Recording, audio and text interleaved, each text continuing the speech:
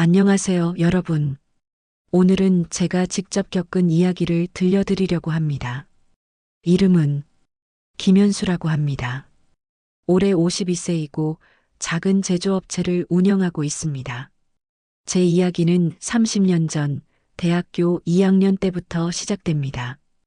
그때 만난 두 사람이 제 인생의 전부였거든요. 한 명은 같은 과 동기였던 박준호, 그리고 다른 한 명은 문과대학 국문학과에 다니던 이소영이었습니다.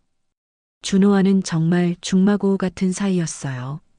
둘 다 집안이 넉넉하지 않아서 학비 벌려고 아르바이트도 같이 하고 도서관에서 밤새 공부하는 것도 함께였죠. 그 친구는 머리도 좋고 성격도 좋아서 제가 힘들 때마다 항상 옆에서 응원해줬습니다. 현수야, 우리 졸업하면 꼭 함께 사업하자. 내가 기술 담당하고 나는 영업 담당해서 대박 내자.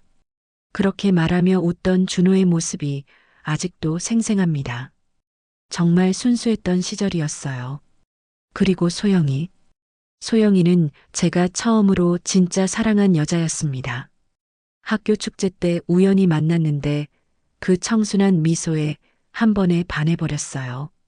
키는 작았지만 눈이 참 예뻤고 말투도 부드러워서 마음이 편안해지는 그런 사람이었죠. 소영이에게 고백하기까지 6개월이 걸렸어요. 준호가 옆에서 계속 용기를 주더라고요.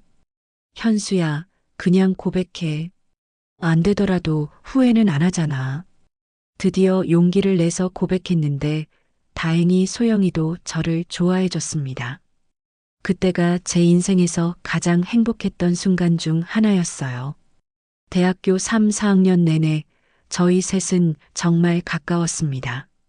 준호는 제 연애 상담역이었고 소영이는 저희 둘 사이의 중재자 역할을 해줬어요. 함께 MT도 가고 방학 때는 여행도 다니고 정말 꿈 같은 시간들이었습니다. 졸업을 앞두고 있을 때 저희는 미래에 대한 이야기를 많이 했어요. 준호는 대기업에 취직하기로 했고 저는 아버지께서 하시던 작은 공장을 이어받기로 했습니다. 소영이는 출판사에 입사가 결정된 상태였고요. 현수야, 내가 공장 안정화시키면 내가 그때 나가서 함께 사업하자. 약속이야. 소영아, 나 돈 많이 벌어서 꼭 행복하게 해줄게. 그렇게 서로 약속하며 헤어졌습니다. 그때는 정말 모든 것이 순조로울 거라고 생각했어요. 20대의 패기와 사랑, 우정이 전부인 줄 알았던 순진한 시절이었죠. 졸업 후 본격적으로 아버지의 공장을 이어받았습니다. 작은 플라스틱 부품 제조업체였는데 직원이 15명 정도 되는 소규모 회사였어요. 아버지께서는 건강이 안 좋으셔서 점점 일을 저에게 맡기기 시작하셨죠. 처음에는 정말 어려웠습니다. 대학에서 기계공학을 전공했다고 해서 실무가 쉬운 건 아니더라고요. 직원들과의 관계, 거래처 관리, 품질 관리, 모든 게 새로웠어요. 그런데 준호가 정말 큰 도움이 됐습니다. 대기업에서 일하면서 얻은 경험들을 제게 조언해 줬거든요. 주말마다 만나서 회사 일 상담하고 때로는 거래처 미팅에도 함께 나가줬어요. 현수야, 이 바닥은 신뢰가 전부야. 한번 약속한 건 반드시 지키고 품질만큼은 절대 타협하지 마. 준호의 조언대로 했더니 정말 효과가 있었어요. 기존 거래처들의 신뢰를 얻기 시작했고 새로운 주문도 들어오기 시작했습니다. 소영이와의 관계도 순조로웠어요. 각자 일이 바빠서 자주 만나지는 못했지만 주말마다 데이트하고 전화 통화도 매일 했거든요. 소영이는 출판사에서 편집자로 일하면서 나름대로 커리어를 쌓아가고 있었고 저의 사업도 응원해줬습니다. 현수 씨, 정말 대단해요. 이렇게 젊은 나이에 사업을 이끌어가다니. 아직 멀었어. 하지만 소영이가 믿어주니까 더 열심히 할 수 있을 것 같아. 그렇게 서로 격려하며 지냈어요.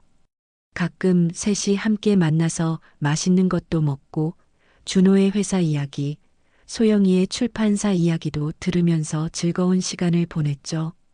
2년 정도 지나니까 회사가 조금씩 안정화되기 시작했어요. 직원도 25명으로 늘어났고 매출도 꾸준히 증가했습니다. 아버지께서도 안도하시며 점점 더 많은 권한을 저에게 맡겨주셨어요. 그때 준호가 말했습니다. 현수야, 이제 정말 때가 온 것 같은데 내가 회사 그만두고 너랑 함께 해볼까? 사실 저도 그런 생각을 하고 있었어요.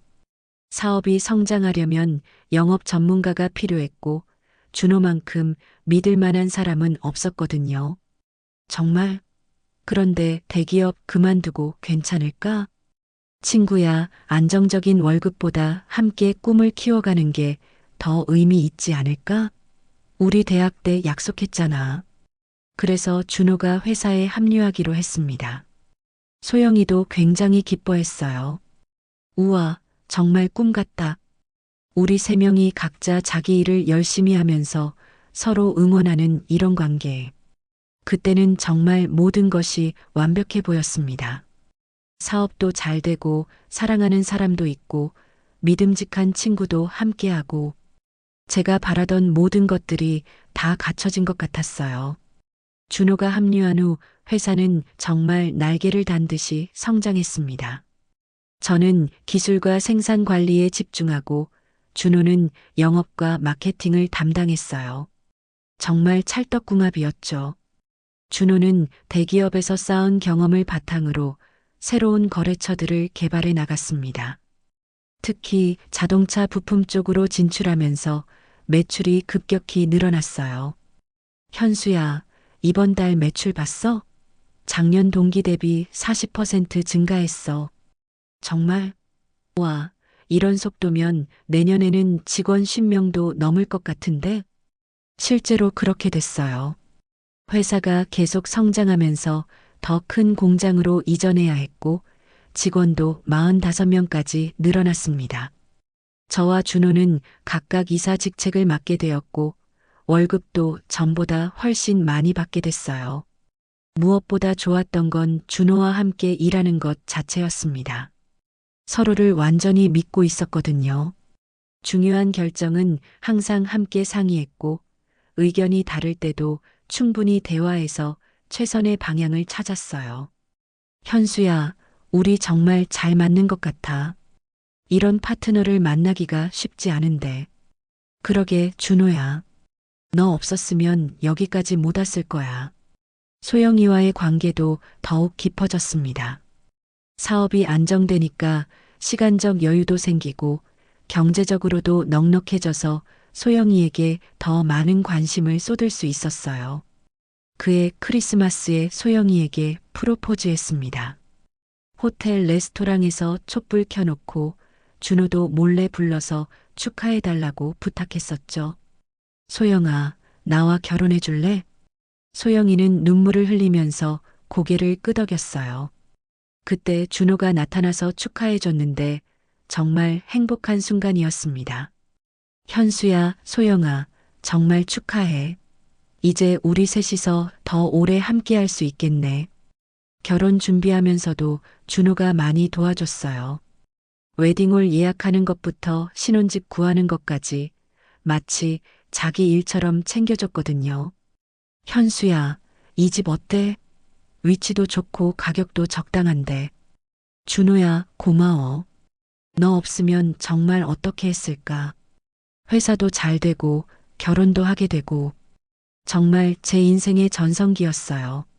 주변 사람들이 부러워할 정도로 모든 것이 순조로웠습니다. 결혼식 날 준호가 주례를 서줬어요. 신랑 김현수 군과 신부 이소영 양은 대학교 때부터 지금까지 10년 넘게 사랑을 키워온 정말 아름다운 커플입니다. 저도 이 두 사람의 사랑을 옆에서 지켜보면서 진정한 사랑이 무엇인지 배울 수 있었습니다. 그날 정말 행복했어요. 사랑하는 사람과 결혼하고 절친한 친구가 축복해주고 성공한 사업까지 더 바랄 게 없었죠. 신혼여행에서 돌아온 후에도 모든 것이 완벽했습니다. 소영이는 회사 일에 대해서도 관심을 가져줬고 준호와도 자주 만나서 함께 시간을 보냈어요. 여보, 회사 분위기가 정말 좋아 보여. 준호 씨랑 케미도 너무 좋고. 그러게, 정말 운이 좋았어. 이런 친구를 만나기가 쉽지 않은데. 그때는 정말 모든 것이 영원할 거라고 생각했습니다.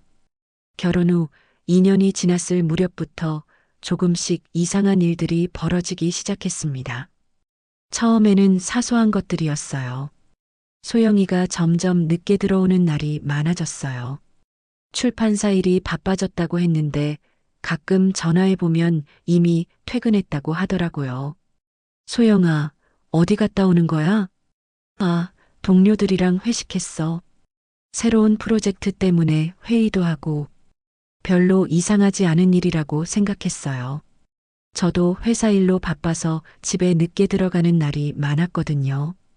그런데 준호의 행동도 조금 달라졌어요. 예전에는 회사 일 외에도 사적인 이야기들을 많이 나눴는데 점점 거리감이 느껴지기 시작했습니다. 준호야, 요즘 어때? 뭔가 힘들어 보이는데. 아니야, 괜찮아. 그냥 일이 좀 복잡해서 그래. 하지만 뭔가 석연치 않았어요. 전화를 받을 때도 조심스러워하고 가끔 혼자 깊은 생각에 빠져 있는 모습을 보이더라고요. 더 이상한 건 소영이와 준호가 우연히 마주치는 일이 많아졌다는 것이었어요. 준호 씨, 여기서 뭐해요? 아, 소영 씨, 우연이네요. 이 근처에서 거래처 미팅이 있어서요. 저도 출판사 일로 이쪽에 왔는데 정말 우연이네요. 처음엔 정말 우연이라고 생각했는데 이런 일이 자주 반복되니까 조금 이상하더라고요. 서울이 그렇게 좁은 곳도 아닌데 어느 날 저녁 소영이 핸드폰을 보고 있는데 계속 웃고 있더라고요. 뭐가 그렇게 재미있어? 아, 직장 동료가 재미있는 사진 보내줬어. 그런데 핸드폰 화면을 보여주지는 않더라고요. 예전에는 재미있는 것 있으면 꼭 같이 보자고 했는데 회사에서도 이상한 일들이 있었어요. 준호가 거래처 미팅 일정을 저에게 알려주지 않는 경우가 생기기 시작했어요. 준호야, 오늘 대한플라스틱이랑 미팅 있다고 하던데? 아, 깜빡했네. 급하게 잡힌 거라서 혼자 다녀올게. 예전에는 중요한 미팅은 항상 함께 갔었는데 점점 혼자 처리하는 일이 많아졌어요. 그리고 회사 매출 보고서를 보는데 뭔가 이상했어요. 준호가 담당하는 거래처들의 수익률이 예전보다 낮아진 것 같았거든요. 준호야, 이거 좀 이상한데? 단가가 떨어진 거야? 아, 시장 경쟁이 치열해져서 그래. 요즘 다들 가격 경쟁 때문에 힘들어해. 그럴듯한 설명이었지만 뭔가 석연치 않았어요. 다른 거래처들은 그대로인데 유독 준호 담당 업체들만 그런 것 같았거든요. 이런 일들이 쌓이면서 조금씩 의심이 들기 시작했어요. 하지만 준호는 10년 넘게 함께한 절친이고 소영이는 제가 사랑하는 아내인데 설마 했죠. 그러던 어느 날 소영이 핸드폰을 화장실에 두고 나갔는데 문자가 왔어요. 호기심에 보게 됐는데 오늘 저녁에 만날까? 현수는 회사 야근한다고 했지? 발신자는 준호였습니다. 그 문자를 본 순간 머릿속이 하얘졌어요. 손이 떨리고 심장이 빨리 뛰기 시작했습니다.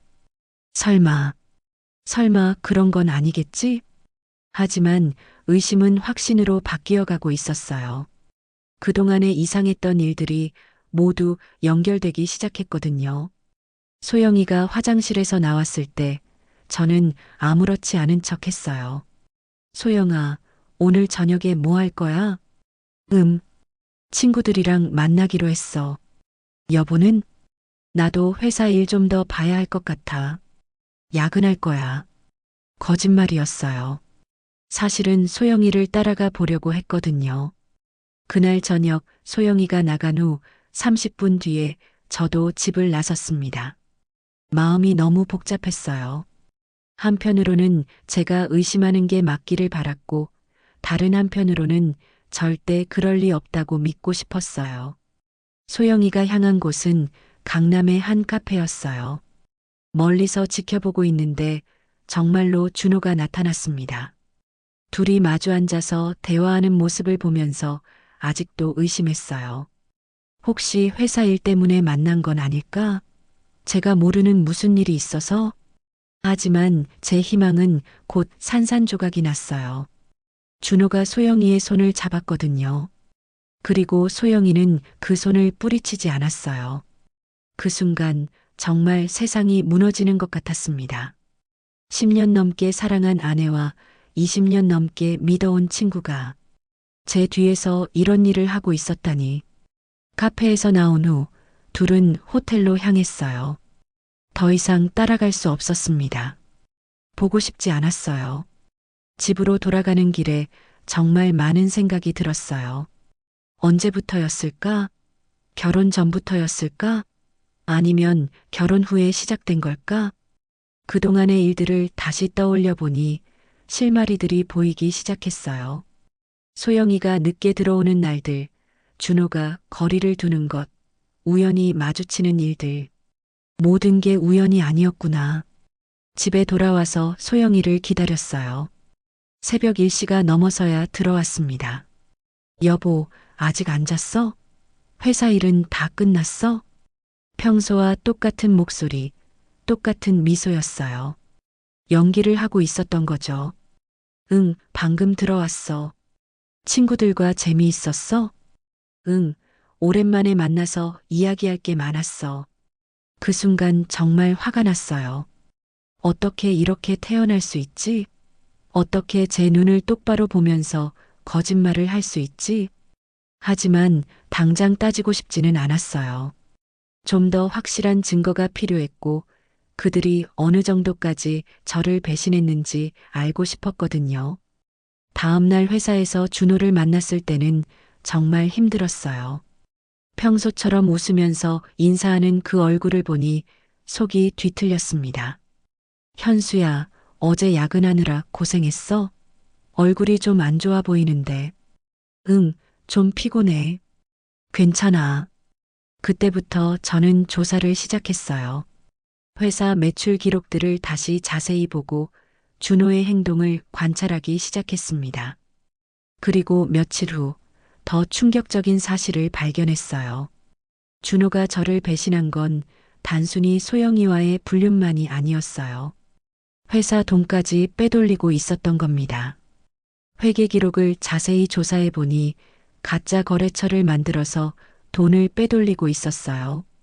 월 평균 3천만 원 정도씩 거의 1년 넘게 계속해온 것 같았습니다. 총 피해 금액이 4억 원이 넘었어요. 중소기업인 저희에게는 정말 큰 돈이었거든요.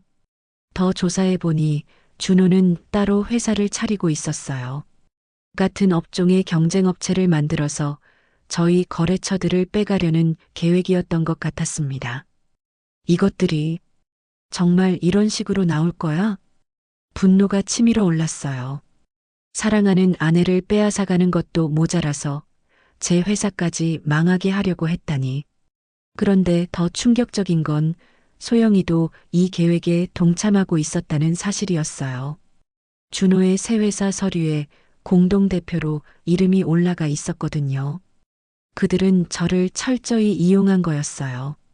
제가 열심히 키운 회사를 발판 삼아서 자기들만의 새로운 사업을 준비하고 있었던 거죠. 며칠 밤을 잠 못 이루고 고민했어요. 어떻게 해야 할지 정말 막막했습니다. 경찰에 신고해야 하나? 그럼 회사가 망할 수도 있어요. 직원들은 어떻게 하고? 아니면 조용히 넘어가야 하나? 그럼 제가 너무 바보 같잖아요. 결국 직접 대면하기로 결정했어요. 더 이상 이런 상황을 견딜 수 없었거든요. 먼저 소영이와 이야기했어요. 소영아, 우리 좀 진지하게 이야기해야 할 것 같아. 왜? 무슨 일 있어? 준호랑 뭐 하는 사이야? 그 순간 소영이의 얼굴이 하얘졌어요. 하지만 끝까지 잡아떼려고 하더라고요. 무슨 소리야? 준호 씨는 여보 친구잖아. 지난주 목요일 밤에 강남 호텔에서 뭐 했어? 이때서야 소영이가 포기했어요. 더 이상 변명할 수 없다는 걸 깨달았나 봐요. 여보, 미안해. 정말 미안해. 언제부터였어? 작년. 작년 여름부터.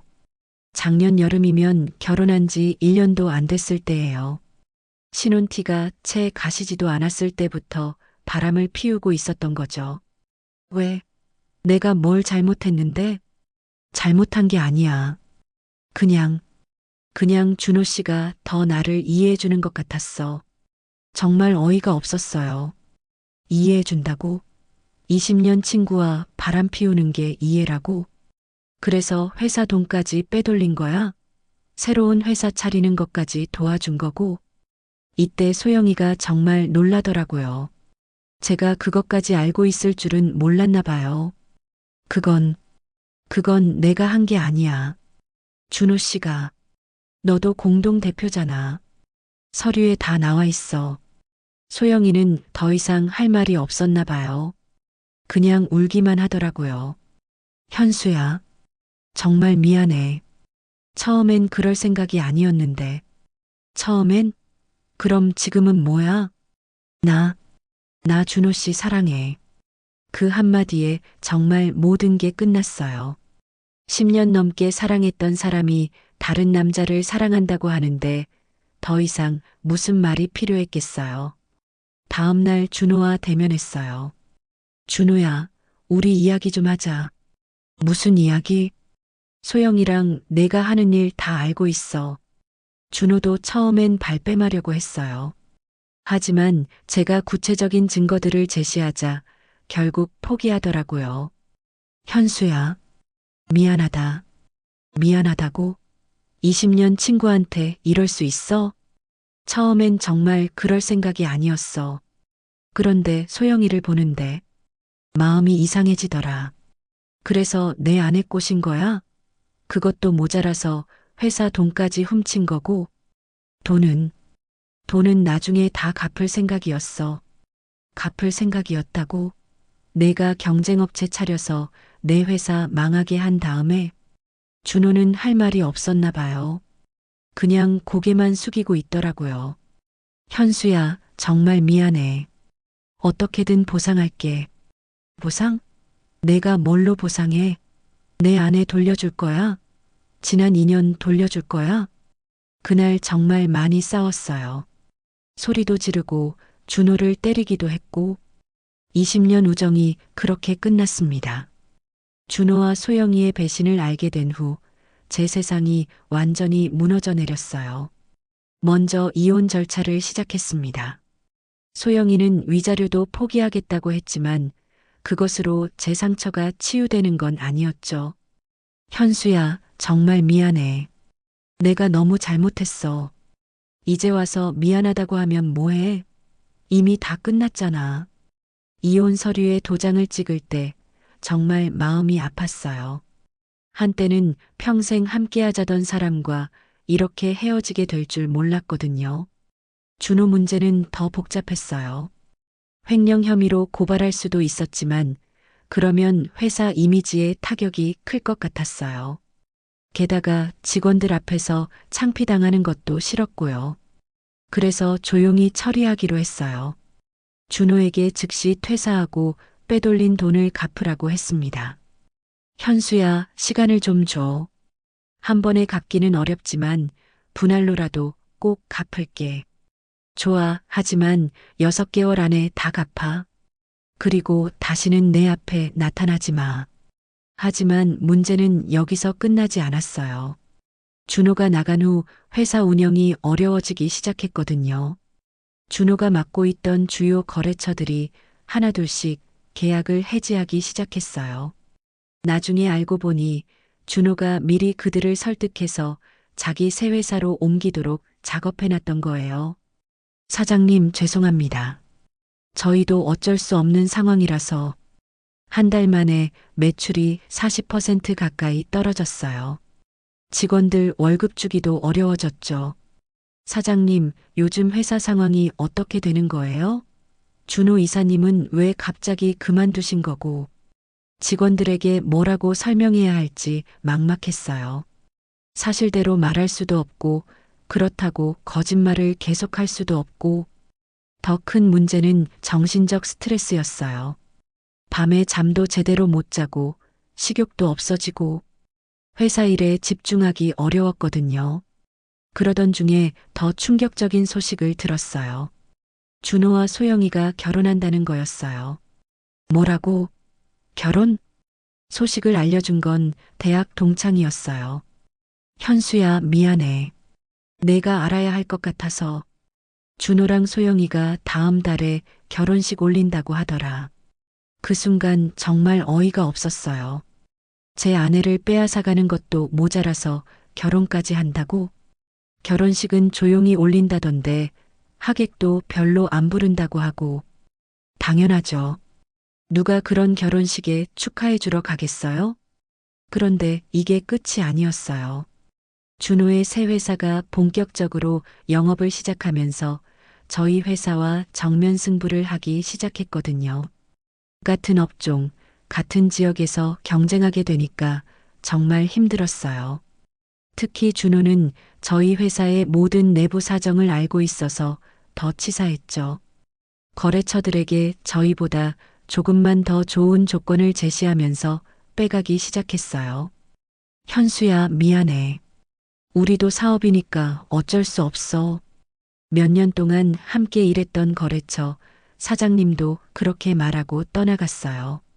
직원들도 하나둘씩 회사를 떠나기 시작했어요. 먼저 준호와 친했던 직원들부터 그만두더니 나중에는 다른 직원들까지. 사장님, 죄송합니다. 저도 먹고 살아야 해서. 45명이던 직원이 6개월 만에 20명으로 줄어들었어요. 은행에서도 추가 대출을 거절당했어요. 사장님, 요즘 회사 상황이 좋지 않으신 것 같은데요. 기존 대출 상환 계획부터 다시 세우시는 게 어떨까요? 정말 모든 것이 한꺼번에 무너져가고 있었어요. 결국 제 회사는 문을 닫게 되었습니다. 마지막 날 남은 직원들과 작별 인사를 할 때 정말 눈물이 났어요. 사장님, 그동안 고생 많으셨어요. 좋은 기회 되면 다시 연락드릴게요. 여러분도 모두 건강하시고 좋은 곳에서 일하세요. 20년 넘게 키워온 회사가 그렇게 끝났습니다. 아버지께서 평생 일궈 놓으신 것도 모두 물거품이 되었고요.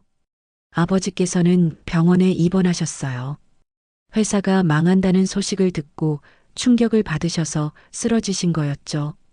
아버지, 정말 죄송해요. 제가 잘못 관리해서. 아니다, 현수야. 세상에는 예상치 못한 일들이 일어나는 법이야. 내 잘못이 아니다. 하지만 아버지의 실망스러운 표정을 보니까 더 마음이 아팠어요. 빚만 3억 원이 넘게 남았어요.